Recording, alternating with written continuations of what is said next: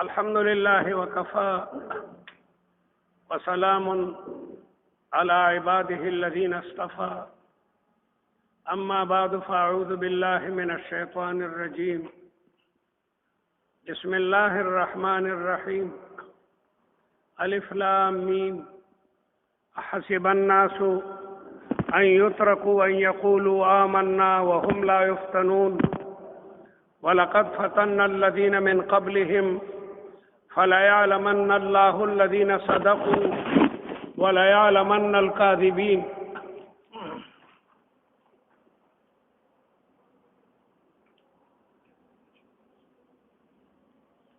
د حق او د باطل معرکه دا کله نه چې انسان الله تعالی په مخ د ځمکه پیدا کړی دی نو همیشه د حق سره د باطل جګړې وي. هر پیغمبر چې راغلی دی نو داغه متبعین می لیکن زیات مخالفین. وکذالک جعلنا لكل نبی عدوا، د هر پیغمبر د پاره دشمنانی. د حق آواز چې چرتم پورته شي نو بلا کسان داغه مخالفت کوي. 1,40,000 پیغمبران رب العالمین جل جلاله را لېږلي دي او هغوی ته آسمانی هدایات هم ورکړي، لیکن د هغې باوجود بلا دنیا به د پیغمبر مخالفه وه. تر دې چې یو ورځ کې کافرانو 40 پیغمبران هم شهیدان کړي دي. هغه زمانه کې په یو زمانه کې متعدد پیغمبران هم راتلل، د بیل قوم د پاره به بیل پیغمبرو. د مسجد اقصی په منبر پیغمبران شهیدان شوي دي او د هغې سره د هغې ملګري هم شهیدان شو. پیغمبران د اوسپنو په ارو اره شوي دي او د اوسپنو په منګزو د هغې غوښې منګز کړي شوي دي. پیغمبر به یې وتړلو او عرب ورته په سر کېښوده چې دا د لا اله الا الله کلمه به نه وی، د پیغمبر په ژبه به دا مبارکه کلمه وه او عرب یې په سر چلیده او هغه به د ژبې نه لا اله الا الله. نیم به یو طرف ته پرېوتو، نیم به بل طرف ته پرېوتو. پیغمبرانو د پیغمبرانو ملګري به یې وتړل او د اوسپنو په منګوزو به یې د هغې نه غوښې جدا کولې د کیمې په شکل کې او د هغې په ژبه به د لا اله الا الله کلمه وه. بلا پیغمبران زکریا علیه السلام، یحیی علیه السلام په دې طریقه باندې شهیدان کړي شوي دي. د پیغمبرانو ملګري به په مختلفو عذابونو کې مبتلا وو او بیا د رسول الله مبارک زمانه راله. رسول الله مبارک ته رب العالمین جل جلاله په 40 کال باندې د نبوت تاج په سر باندې کېښودو. د نبوت نه مخکې رسول الله مبارک د تمام عربو په نظر کې ډېر لوی شخصیت و. په پیغمبر علیه السلام باندې به فیصلې کولې، جګړه به راله رسول الله مبارک باندې به فیصله کېده. خلکو به خپل امانتونه د رسول الله مبارک سره کېښودل. دی چې د خانه کعبې تعمیر کولو او د حجر اسود د کېښودو وخت راغی نو قومونو جګړه شروع کړه. یو قبیلې وی دا به مونږ ږدو، بل وی دا به مونږ ږدو. قریب و چې لوی جنگ شوی وی، خو خلکو وی هلکه خبره په دې به پرېږدو، سحر چې څوک وختي راغی نو هغه به دا کاڼ ږدي.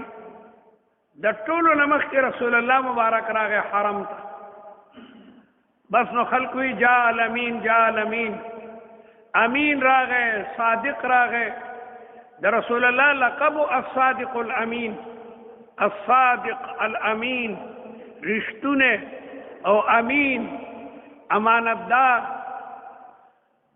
نو رسول الله مبارک وی او صادر راړی او رسول الله په خپل مبارک لاسو حجر اسود پاغه صادر کې کېښودو او بیا د هرې قبیلې سردار یې راغوښتو چې سرداران راشئ، ټولو ته وی چې دا صادر ټولو نیسئ. هغه کانه په صدر کې اوچت کو رسول الله خپل مبارک لاسو کې په دیوال کې خو جګړې ختمې کې نو رسول الله مبارک چې د نبوت داوا نه وکړي د تمام عربو په نظر کې الصادق الامین الصادق الامین او کله چې رسول الله مبارک تعالی د نبوت تاج په سر کې خودو او د رسالت فریضه ورته والکا او ورته حکم ملاو شو یا ایها الرسول بلغ ما انزل الیک اے خوږ پیغمبره خلق ته د الله تعالی احکام ورسوا پیغمبر علیہ السلام په څلوېښتم کال به غار حرا تتلو مکه مکرمه کې یو غر دی هغې ته جبل النور وای جبل النور د دې جبل النور د پاسه یو غار دی هغې ته غار حرا وای پیغمبر علیہ الصلوۃ والسلام تب خپلی بی بی خدیجة الکبرى سککوڑی مکوڑی تیار کل او رسول الله بدان سره لغونه وبم واغشتي او جبل نور ته بر او خطو او دغه غار کې به د خدای عبادت کول د ابراهیم علیه السلام په طریقو به عبادت کولو عربو کې د ابراهیم علیه السلام د عبادت طریقې موجودې وي او هغه وخت کې د دغه غار حرا نه خانه کعبه ښکارېده دا بنگلې نه وی لکه نن سبا چې بلا بنگلې دي د غار حرا نه هم خانه کعبه ښکارېده او د غار ثور نه دا بل غار دی په کم کې چې رسول الله 3 ردي او 3 شپې پټو ابوبکر ورسره او بیا دغه دینه مدینه منورې ته هجرت کو نو هغې ته غار ثور وای او هغې غر ته جبل ثور وای نو رسول الله مبارک بدغه غار حرا ته راتلو او پدې کې به عبادت کولو یو ورځ رسول الله عبادت کړي چې فرشتہ رااله او رسول الله مبارک ته وی چې اقرا پیغمبر اسلام ما انا بقارئ یا لست بقارئ ما خصل الصل ندی کړي ما خص سبق نه دی ویلې فرشتہ ورته بیا وای په دریم دل فرشتي رسول الله مبارک د خپل سینې سره یو ځای کو او بیا رسول الله مبارک توي اقرا بسم ربك الذي خلق خلق الانسان من علق دا د رسالت آغاز رسول الله مبارک ته د رسالت آغاز او فریضه والا کړې شو پیغمبر اسلام کور ترازی او وحی ډیر درن شه ده ډیر درن شه ده ان سنلقي عليك قولا ثقيلا الله تعالی وحی ته قول ثقيل وي یو صحابي وي چې رسول الله مبارک دا زنګون زما په زنګون پروتو او رسول الله باندې وحی راتلنو قریب او چې زما زنګون چوره چوره شوی دومره لوی بوجو وحی ډیر لوی ثقيل قول له رسول الله مبارک کور تر ادي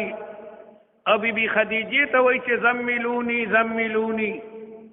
ما کمبل کې پټکای ما کمبل کې پټکای پیغمبر اسلام باندې دا څه تبر اغلی و چې کې د سړی ساړم کیږي بعد ته به دا سی چې د سړی ساړ کیږي او بیا بیبي تاسو کوي چې څه تکلیف ده پیغمبر اسلام وای دغه څه غار حرا کې په عبادت کېو ما ویو نورانی فرشتہ رااله او ما ته وی چې اقرا بسم ربک الذی خلق ما ورته وی چې ما انا بقارئ یا لست بقارئ بیا دې سینې سره یو ځکم او زه یریګم چرته زه منډ نشم بیبي تسلی ورکا کلا والله لا یخزیک الله ابدا الله بتا رسوا کینا الله تعالی بتا به مدد نه پریدي انک لتصل الرحمه تو خود خپل ولو ډیر خیال ساتي وتکسب المعدوم د فقیرانو خیال ساتي او د خلکو نه بوجونه پورته کوي وتعين على نوائب الحق تو خود خلکو پار دې کې لګیا مدد کې د کمزوري نه پند پورته کې د یتیم په سر لاس کې دي ستانه خټولي خېګړي خلکو ته منتقل کیږي تسلی ورکوي دا ښه بیبي هم وایي پوره وزیري خاوند د بار نه خفه راشي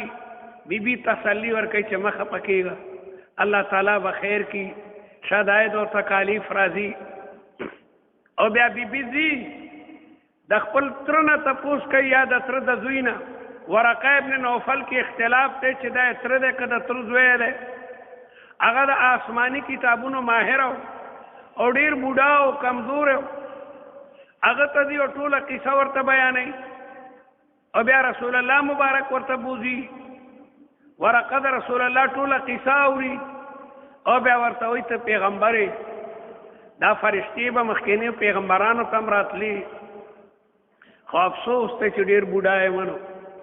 کاش چې د تکړه او مضبوط وې ځکه دا خلک به ستا دشمنان کېږي دی به تا د دې دی نه وباسي رسول الله وایي او مخرجیهم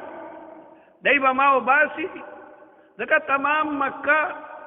د رسول الله د امانت د رسول الله د صداقت قائل وه دته به الصادق الامین وي الصادق الامین رښتونه امانتدار ورقه ورته چې هر پیغمبر چې راغلی دی هغه خلکو ته د لا اله الا الله کلمه ویلي ده بیا بلا کسان د هغې مخالف هم شي خلک بیا د هغې مخالف شي کاش بوډا یم ورنه که ځوان ویلو نه نصرتک نصرا مؤزرا ملا تړلی به ما ستا خدمت کولو زه به ستا خدمتګار وکړم چنانچه لږې ورځې پس بیا ورقه ابن نوفل وفات شو او رسول الله مبارک ته حکم ملاو شو فاصدع بما تؤمر اے پیغمبر صفا صفا د توحید دا مسئله بیان کا دا د لا اله الا الله کلمه واوره و خلقو ته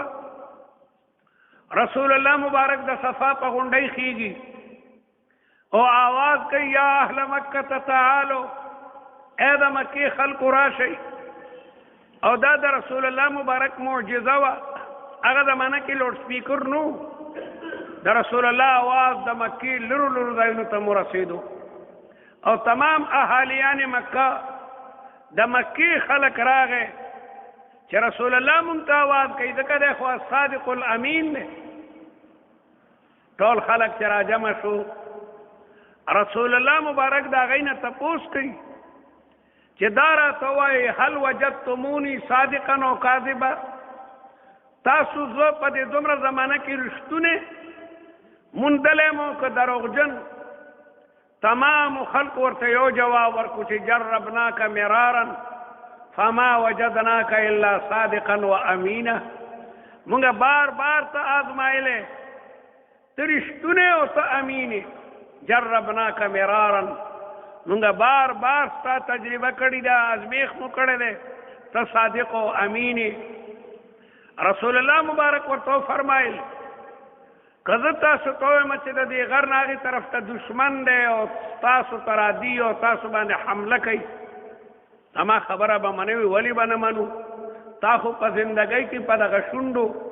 په دې ژبه چېرته د دروغو ټکې نه ده راړلی نو رسول الله مبارک وفرمایل لکه چې د دنیا د دشمن باره کې زه تاسو ته خبر درکم تاسو زما خبره منئ زه مو د آخرت د دشمن نه یرومه شیطان په غلطه سر کړي دا د خانه کعبې نه ګیر چاپېره چې تاسو 360 بوتانو ترولي دا خو تاسو په خپلو لاسو باندې تراشلي دي او د دی نه تاسو لګیا دی مرادونه غواړئ الله رب السماوات والارضین دی چا اسمانونه او ځمکې پیدا کړي دي دا هغه رب عبادت شروع کوي ټول خلق مخالفه شو ټول او ابو لهب چې د رسول الله تره دی پاسېدو په غوسه کې او ورته ویې تبا لک سائر اليوم الهذا جماعتنا ډېره سپکه خبره وکړه چې هلاکت دي تا لره تا علم دې خبرې دپاره جمع کړي یو موږ ویې ته به څه خبره کې او مخالفت د رسول الله مبارک شروع شو ټول خپل خپلوانې مخالف شو نو ما دا عرض کولو چریم چې یو پیغمبر د حق آواز بلند کړي نو بیا مخالفین هم بلا پیدا کیږي لیکن رسول الله مبارک باوجود د مخالفتونو نه د حق آواز خلق ته رسولو زه په رسول الله انفرادي اجتماعي دعوتونه ورکړي دي ټول مخالفه رسول الله مبارک دعوت ورکول خلق ته علامه آلوسی را نقل کوي چې یو نوجوان روانو او خلق ته وی چې خلق قولوا لا اله الا الله اے خلق د لا اله الا الله کلمه وایي الہ معبود یو در رب العالمین جل جلاله ذات ته او ورپسې رست یو بوډا کانی په جولای کې غشتو دا مخکنه سړی وشتو او خلق ته وی ایها الناس لا تصدقوه خلق د خبره ممنئ فانه کذاب وای ما تاسو کو چې دا مخکنه سوق ته دا محمد مصطفی صلی الله علیه وسلم دی د خلق ته د هدایت لار خي او دا رستونه ابو لهب دی د مخالفت کوي نو د رسول الله مبارک مخالفت شروع کو تمام قریشی قبیلہ د رسول الله مبارک لګیا د مخالفت کوي د ټولو نمخ کې پر رسول الله مبارک په ایمان بی خدیجه الکبرى راړو او په سړو کې ابوبکر صدیق او په ځوانانو کې حضرت علی او په غلامانو کې بلال شپږم نمبر عبد الله ابن مسعود بیا اسلام راړل دي دا یو څو تنه د رسول الله مبارک سره نماذا عرض کولو چې چرم د حق آواز بلند شنو مخالفین بیا ډیری لیکن پیغمبران باوجود د مخالفت نه د حق آواز خلق ته رسي پیغمبر علیہ الصلوۃ والسلام ته په دغه لار کې بلا تکلیفونه رسیدلی دي رسول الله مبارک فرمایي لقد اوذیت فی الله ما لم یوذ احد دا الله تعالی په لار کې ما ته بلا اذیتونه را رسیدلی دي چې ما نه مخکینو پیغمبرانو تم دم راضیتونه نور رسیدلی ولقد خفت فی الله ما لم یخف احد الله تعالی دې آیاتونو کې دغه خبره کوي چې आवाज دا موي چې بس مونږ د لا اله الا الله کلمه والو بس جنت ته وځو دا ډیر وای کنه مړه خو بس کلمه مې ویلې ده کنه چورته موږ کولې لکه د اسلام په موږ کې ده الکه روزه ولې نسی ولې د اسلام په روزه کې ده الکه دا کو ار یو خبره بدل ترت کوي نو اسلام بیا څه وای اسلام وای څه چې ته موږ نه کې او اعتراض کې چې ولې د اسلام په موږ کې ده چې در ټول روزه وې سوته ولې د اسلام په روزه کې ده الکه مالدار حج کولې د اسلام په حج کې ده الکه ځکه نو اسلام دې سکی اسلام څه وای خلقو د اسلام نه یو ټوکه جوړه کړی ده الله تعالی وای احسب الناس آیا خلق دا خیال کوي ان یترکو چې بس دای به جنت ته ځي دای به پرې خوده شي ان یقولوا آمنا صرف دا آمنا په وینا باندې ما ایمان اوردم مونږ ایمان راړلې او بس مونږ خو مړه د لا اله الا الله محمد رسول الله کلمه ویلي وهم لا یفتنون او حالانکه دای باندې لا امتحانات ندی راغلي د دې کلمې په لار کې د دې اسلام په لار کې په انسان باندې بلا امتحانات راځي د دې کلمې بلا تقاضاګانې دي هغه ټولې تقاضاګانې به پوره کې او الله تعالی وایي دا سنوي خبره نه ده ولقد فتنا الذين من قبلهم موږ د مخکینو خلقونو امتحانات غشتو پیغمبران د اوسپونو پارو اره شوي دي او د اوسپونو په منګز شوي دي لیکن غید لا اله الا الله کلمه نه ده پریخي ولقد فتنا الذين من قبلهم فلا يعلمن الله الذين صدقوا پس الله تعالی جدا کی رشتونی ولا يعلمن الكاذبين جدا کی دروغجن امتحان کی پتہ لگی چې رشتونه څوک ته او دروغجن څوک ته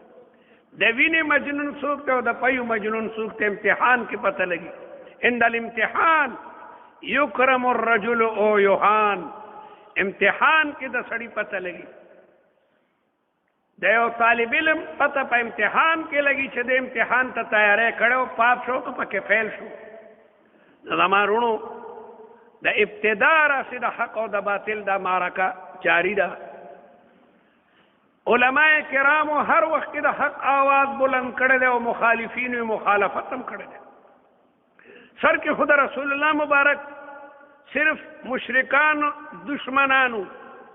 مکه مکرمه کې مشرکینو د رسول الله مبارک خلاف شروع کړلو تر دې چې د رسول الله د قتل اراده وکړي د وجنو او صلایو کچې د هرې قبیلې نه یو سړی راشي او د شپې به په حمله وکړو نو د ده خپلوان دومره تکړه نه دي چې د ټولو قبایلو مقابله وکړي او رسول الله مبارک باندې وحی را دي چې د ما خوږه پیغمبره اوس ته د مکه مکرمه پرېږده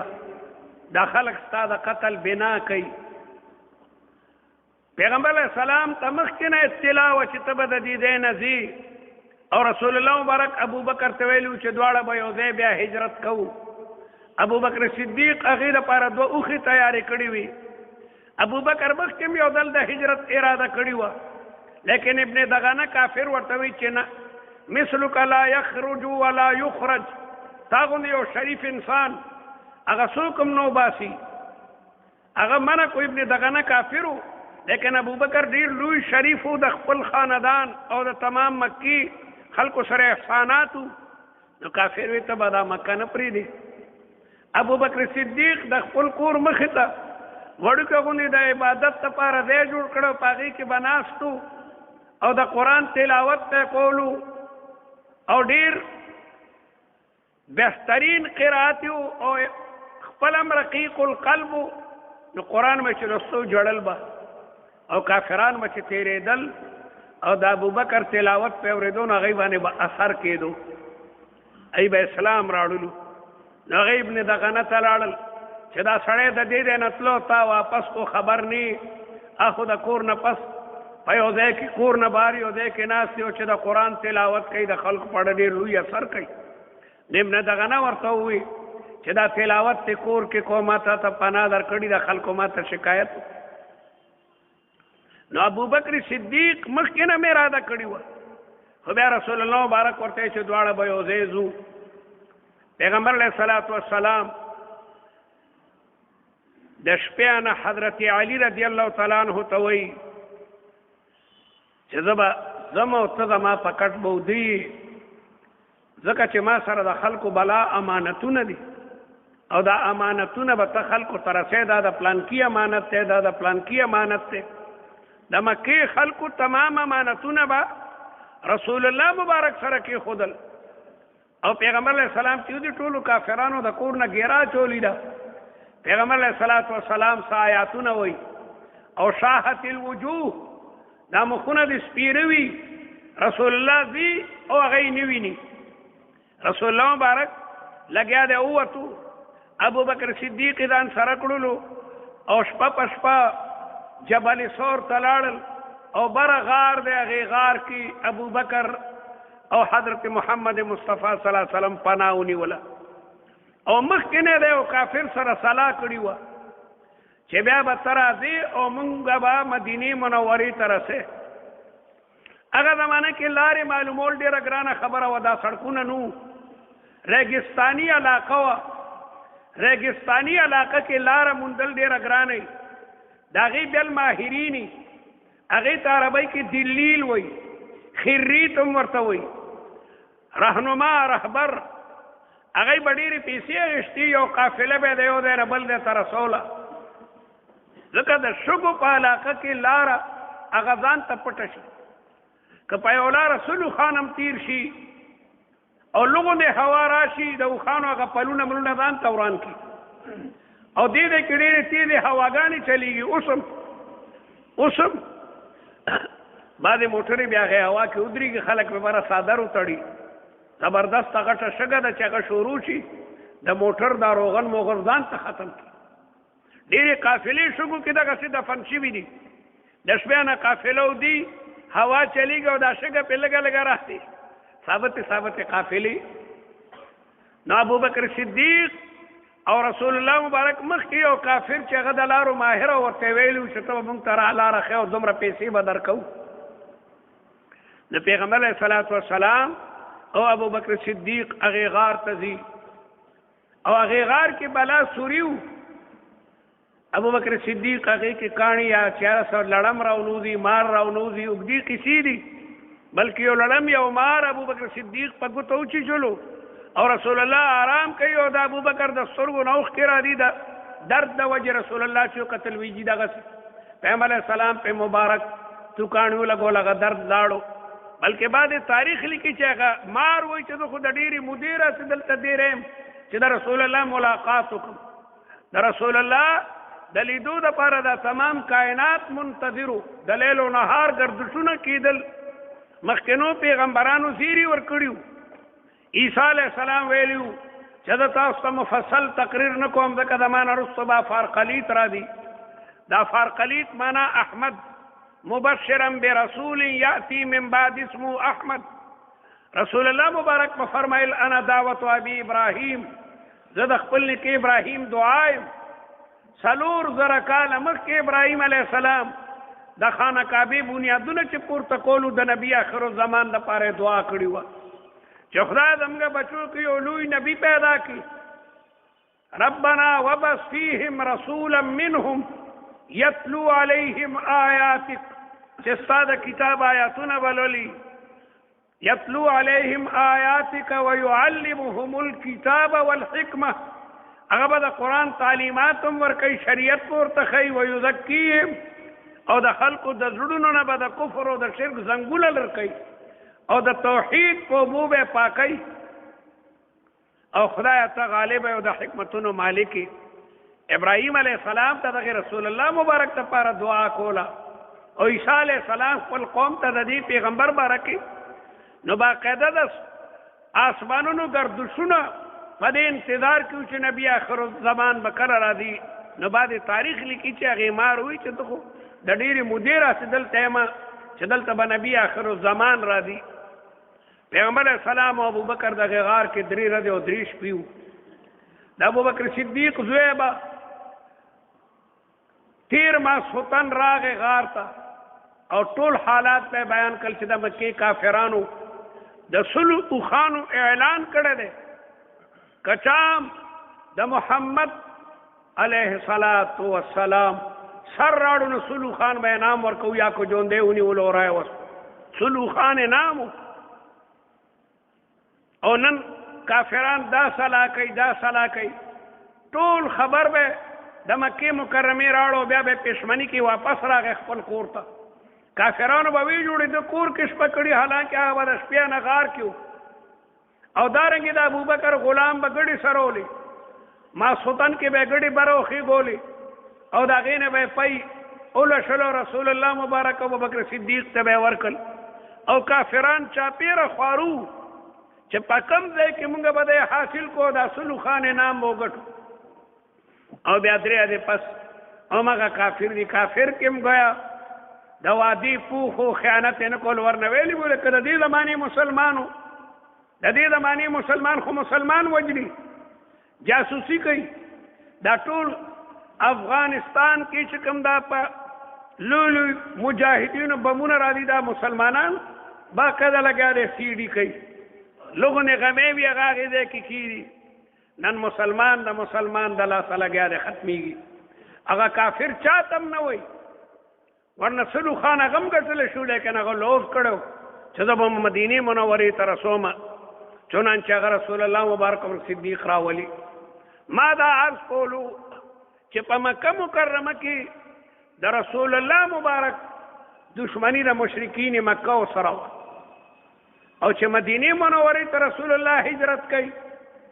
نو مدینه منوره کې يهودو بنو نذیر بنو قریظه بنو قینقاع او یهود خدا ازل د مسلمانانو دشمنان دي نو د رسول الله مبارک زیاته دشمنی په مدینه منوره کې يهودو کړی دا او دلته یو د منافقانو ډلم را پیدا شو عبد الله ابن سبا يهودي اسلام راړو برای نام چې ځان ما مسلمان کم او د اسلام په نوم به دغه مسلمانانو کې اختلافات لګیا دي چې کوم نه پیدا کوم دې ته سبای فتنه وای نو بعد يهوديانو برای نام اسلام راړو چې موږ به برای نام اسلام راوړو نو د پیغمبر علیه السلام مجلس کې به ناست یو نو د هغه ټولې خبرې به موږ اورو او بیا به خپلو سردارانو ته هغه خبرې. دا منافق چې که نه دا د سور کافر نه هم ناکاره کافر خو بیا هم کافر دی ته ورته لکه ته د ما دشمن لیکن یو سړی تا سره ناست دي او ځان نه مسلمان جوړ کړی تسبیح په لاسو کې وي او ذکر او اذکار کوي او ستا بنیاد وباسي دې ته مارې آستین وایي د نستوړي مار دا ډېر خطرناک. الله تعالی وایي ومن الناس من یقول آمنا بالله. د مدینې په دې خلکو کې داسې خلک هم شته چې هغه آمنا وایي آمنا بالله وبالیوم الاخر او الله وایي وما هم بمؤمنین دا مؤمنان نه دي. یخادعون الله والذین آمنوا دی په خپل خیال کې خدای ته دوکه ورکوي حالانکه خدای ته څوک هم دوکه نشي ورکولی او مؤمنانو ته وما یخدعون الا انفسهم وما یشعرون. د مسلمانانو مجلس کې به ناستو نو ورته به وي چې آمنا موږ خو ایمان راوړلی دی موږ خو ستاسو ملګري یو تاسو سره یو ځای مونځ کوو دا تسبیح نه ګورئ سل تسبیح د موږ لاسو کې دي. او اذا خلوا الى شیاطینهم کله چې خپلو سردارانو ته ورشي قالوا انا معكم انما نحن مستهزئون. موږ خو مسلمانانو سره ټوکې کوو ساده خلک ته موږ ورته آمنا وایو بس هغوی د موږ ملګري په آمنا باندې هغوی. نو ما دا عرض کولو چې کله حق راغلی دی نو باطل ورته مقابلې ته ولاړ دی. اوس هم په دنیا کې د حق او د باطل معرکه ده. عبدالله ابن سبا دومره لوی اختلافات پیدا کړل دومره لوی اختلافات چې د هغه د فتنې د وجې نه حضرت عمر رضی الله تعالی عنه شهید شو. حضرت عمر رضی الله تعالی عنه جماعت ته راځي د سحر مونځ ته او یو ظالم په خنجر ولي. حضرت عمر الله اکبر وی چې دی وخت په خنجر خلکو د الله اکبر آواز واورید او نورې بیا سوانه اورېدو په خنجر یې ویشته او ډېر خطرناک زخم او حضرت عمر بېهوشه را پرېوتو خلکو کور ته بوتلو دارو یې ورکوله دارو به ټول د هغې زخم نه بهر وتل خېټه یې ورته شلولي وه چې بیداره به شو خلکو ورته یې جي مونځ خو درېده کړی د مونځ نیت به یې وکړو بیا به بېهوشه شو او وی به ان هم امورکم عندي الصلاه مز پټولو کارونو کې لوی هم نه نیت په وتړل خو بیا به بېهوشه شو. او خپل بچی عبدالله ته ووی چې زما مرګ خو قریب دی خو بیبي ته ورشه درخواست وکړه.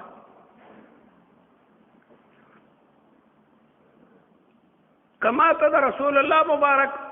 په خوا کې د قبر د پاره ځای راکړي نو دا به زما دپاره ډېر لوی سعادت وي. د رسول الله مبارک د قبر سره خوا کې د ابوبکر صدیق قبر دی. د پیغمبر علیه السلام د قدمونو سره د ابوبکر صدیق سر مبارک برابر دی او بل ځای و که دا ما ته ورشه ورته عبدالله د حضرت عمر زوی دی هغه ورغی بیبي ته چې دا داجي خدا مطالبه ده او درخواست کوي. بیبي وی دا دی خو ما ځان ته ساتلی و او چې حضرت عمر وایي نو زه ایثار او قرباني کوم دا ځای ما هغه ته ورکو ورشه داجي ته دې دا ووایه. عبدالله ابن عمر را دي داجي ته وایي داجي بیبي هغه ځای تا ته وبخلو. حضرت عمر بیا خپل بچی ته وایي بچی اوس خو زه ژوندی یم د ژوندي سترګې بیلې وي چې مړ شي بیا لږ فرق راشي نو زما د مرګ نه پس بیا ورشه که د بیبي خوښه وي هغه بیا راغی وی نه بس ما چې هغه ځای هغه ته بخلی دی. بهرحال ما دا عرض کولو د حضرت عمر شهادت وشو د هغې نه پس بیا حضرت عثمان رضی الله تعالی عنه خلیفه کېږي او د هغې ابتدایي زمانه هم ډېر په امن سره وه خو دغه منافقینو کوششونه کولو چې په کومه طریقې سره دی مونږ شهید کړو دا لوی لوی داستانونه دي او بیا حضرت عثمان هم شهید کېږي. مخالفین راځي د حضرت عثمان د کور نه ګیرا اچوي او صحابه را دي چې مونږ ته حکم را چې مونږ دی سره جنګ وکړو. حضرت عثمان وی زه خپلې وینې د مسلمان په وینه باندې نه رنګوم زه چې مظلوم مړ شم دا خیر لیکن جنگ نه خوښوم چې د رسول الله په دې مبارک ځای کې د جنگ وکړم. زه جنگ نه کوم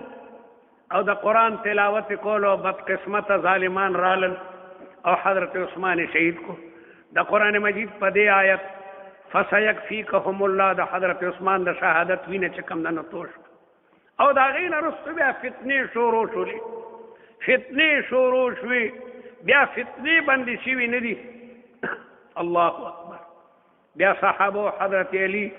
رضی الله تعالی عنہ خلیفہ کو داغه خلافت او بیا داغه نه پس د حضرت علی په زمانه کې خلافات نورم دغه یهودو چې برای نام مسلمانان شیوس هغه زیات کو حب علی ناره والا او مطالبه کوله چې د حضرت عثمان د قاتلینو نه بدله غشتل پکار د قصاص. حضرت علی رضی الله تعالی عنہ فرمایل چې ما ته لږه موقع راکړئ چې د حکومت خپې مضبوطی شي، بیا به یقینا د قاتلانو نه مونږ انتقام والو اوږدې خیسې دي. نو ما دا عرض کولو چې همیشه د حق او د باطل هغه معرکې وي، مسلمان دی همیشه د حق هغه طرف ته کېږي. ډېرو صحابو بیا پریشان او چې خدای دا به څه کېږي، د فتنو آغاز شوی دی او بیا د حضرت معاویه او د حضرت علی میاس کې څه اختلافات، لیکن بیا هم صحابه د هغه اختلافات په اجتهاد باندې مبني وو. موږ به تمامو صحابو ته د ادب او د توقیر په نظر باندې ګورو، ځکه صحابه کلهم عدول، صحابه ټول عدول دي. صحابو کې دوه ډلې شوې، بعضې وی د حضرت عثمان رضی الله تعالی عنہ د قاتلانو نه انتقام اخیستل پکار دی، هغه قصاص کول پکار دی، ځکه د حضرت عثمان شهادت دا ډیر مظلومانه شهادت دی. او حضرت علی رضی الله تعالی عنہ ملګرو حضرت علی وی چې لږ پرېږدئ چې د حکومت بنیادونه مضبوط شي، نو بیا به د هغې نه انتقام والو. دې دوران کې دوه جنګونه هم شوي دي، یو جنگ صفین مشهور جنگ دی او بل جنگ جمل. جنگ جمل کې روغه وشوه، یو طرف ته بی بی ام المؤمنین حضرت عائشہ رضی الله تعالی عنها او حضرت معاویه رضی الله تعالی عنہ صحابه،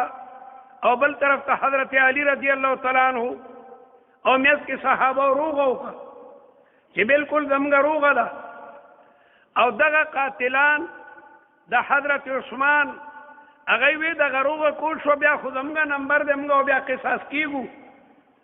حالانکه روغه شوي وه، عهد و پیمان وشو او دغه منافقینو قاتلانو د عثمان په شپه کې صلاح وکړه چې هلکه پېشمنی شي، نو څه کسان د ام المؤمنین طرف ته ورشئ او څه د حضرت او یو بل باندې غشي شروع کوي. پېشمنۍ کې غشي شروع شو. بی بی م حیرانه ده چې زما خو د حضرت علی رضی الله تعالی عنہ سره د صلح باقاعده کاغذ موجود دی، حضرت علی وی صلح شوي ده، دا څه چل دی؟ او غشي شروع شو او د جانبینو نه جنگ شروع شو. 10,000 صحابه شهیدان شو. منافقان داسې ښکار کوي تا تریاق د عراق آورده شود، مارګزیده مرده شود او ډېر لوی نقصان او تلف په دغه جنگ کې مسلمانانو ته ورسېدو. همیشه دپاره منافقین هغه غواړي دا چې حق برقرار نشي او خپې د هغې مضبوطې نشي. او د هغې نه وروستو بیا د حضرت معاویه رضی الله تعالی عنہ خلافت ته حضرت حسن حسین باقاعده د معاویه په لاسو بیعت وکړلو چې موږ ستا د خلافت وفادار یو، او دا ټوله قصه د حضرت حسن په لاس باندې وشوله. او رسول الله پیشنګویي کړې وه چې دا زما بچی سردار دی او د ده په لاس به د مسلمانانو دو جماعتونو کې مصالحت کیږي. نو حضرت حسن د حضرت معاویه په لاس باندې بیعت وکړو، جګړې چې کوم دنو هغه ختمې شولې. او دا بیا د حضرت معاویه په لښکرو کې دې دواړو بلا جهادونه کړي دي. حضرت حسن حسین د حضرت معاویه د خلافت ماتح په بلا جنگونو کې ډېرې عظیمې کارنامې کړي دي. او بیا حضرت معاویه د مرګ په وخت کې خپل زوی خلیفه کو یزید. نو په دې باندې بعد صحابه خفه شول چې دا حکومت خو شخصي شی نه دی، دا خو د تقوا او د قابلیت په اساس باندې ټول مسلمانان چې یو ځای شي او یو خلیفه منتخب کړي نو هغه ښه وي. دا خو به یو شخصي حکومت یا یو سړی به ځي او د هغه نه پس به د هغه زوی بس خلیفه کېږي. نو بعضې صحابه خو یو یک طرفه شو بالکل چې یاره دې خلافاتو کې موږ لاس نالو، او بعضې د یزید په لاس باندې دې وجې نه بیعت وکړو چې یاره اکثر فوجونه ده سره دي او کوچ پوچه خلاف کوي نو مسلمانانو منځ کې افراتفری او تشتت او جنگ به راشي. او حضرت حسین خو انکار وکړو